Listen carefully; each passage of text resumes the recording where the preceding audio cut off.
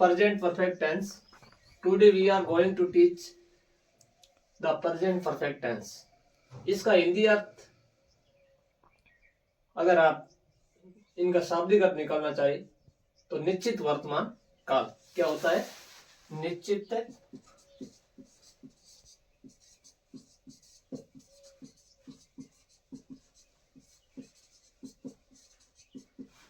निश्चित वर्तमान काल।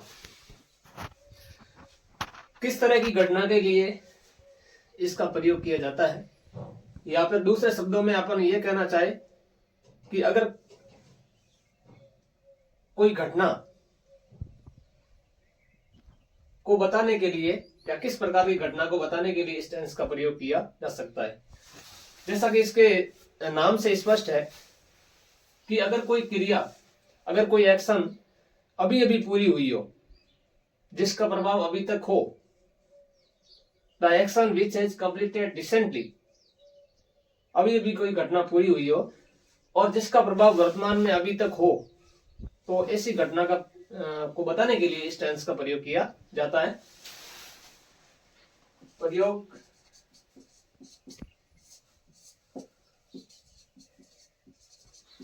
कोई एक्शन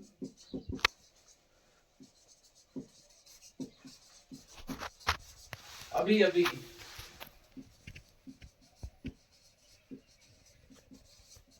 पूरी हुई हो और जिसका प्रभाव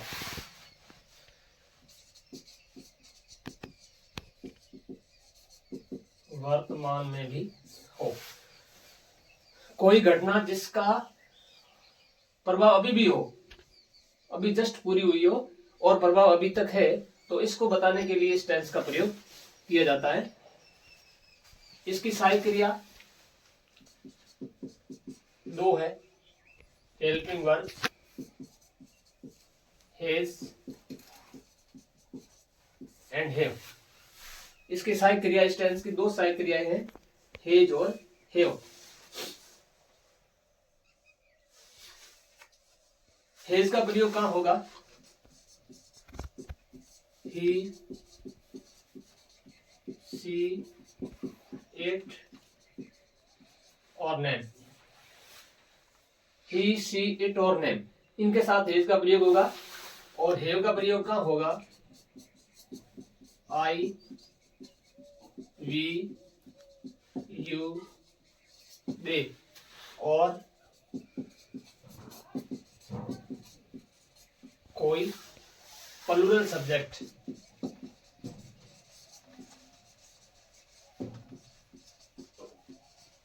सब्जेक्ट के साथ हेज का प्रयोग ही, सी, इट और नाम के साथ होगा। और हैव का प्रयोग आई, वी, यू, दे और कोई प्लूरल सब्जेक्ट आ जाए तो उनके साथ हैव का प्रयोग होगा। अब अपन पहचाने कैसे? अगर कोई इस टेंस का कोई हिंदी वाक्य हो और उसको इस टेंस में बोलना हो तो पहचान कैसे करनी है? इसका पहचान ये होगा, अगर किसी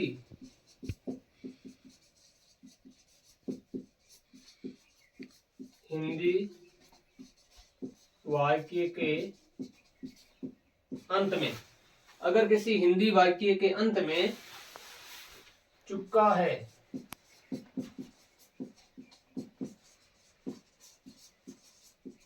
चुकी है, चुके हैं,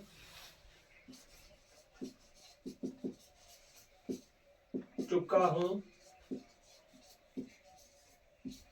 चुकी हूं आदि शब्दांश आते हैं। अगर किसी हिंदी वाक्य के अंत में चुका है, चुकी है, चुके हैं, चुका हूं, चुकी हूं आदि शब्दांश आते हैं, या फिर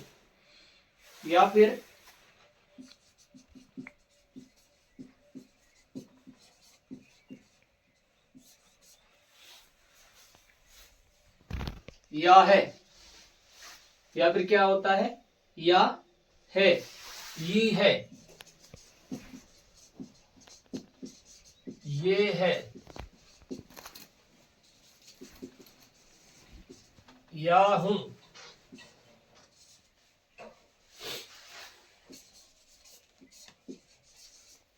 ये हूं आदि शब्द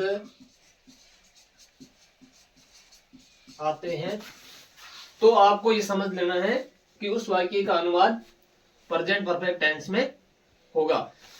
तो सबसे जो मोस्ट इंपॉर्टेंट बात इसमें यह है कि इसका प्रयोग कहाँ होगा, किस घटना के लिए इसका प्रयोग होगा।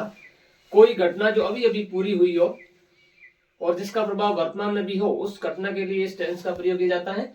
इसकी दो सहायक क्रियाएं होती है, हेज और हेव। हेज का प्रयोग ही, सी, इट और नाम के साथ होगा और हेव का प्रयोग आई, वी, यू, दे एंड किसी प्लुरल सब्जेक्ट के साथ हेव का प्रयोग होगा। ये सहायक क्रियाएं हैं इसकी। और ध्यान ये रखना है कि अगर किसी वाक्य के अंत में चुका है, चुकी है, चुके हैं, चुकी हूं, चुका हूं या फिर या है, ये है, ये है, या हूं, ये हूं आदि शब्दांश आते हैं तो अपन ये पता लगा सकते हैं, अपन को ये समझना है कि ये प्रेजेंट परफेक्ट टेंस का वाक्य होगा। जिसका इंग्लिश में हिंदी वाक्य के अंत में अगर ये शब्दांश आते हैं तो उसका अनुवाद प्रेजेंट परफेक्ट टेंस के वाक्य के रूप में होगा। यानी ये किस प्रकार का वाक्य होगा जिसका अनुवाद किया जाएगा प्रेजेंट परफेक्ट टेंस में होगा।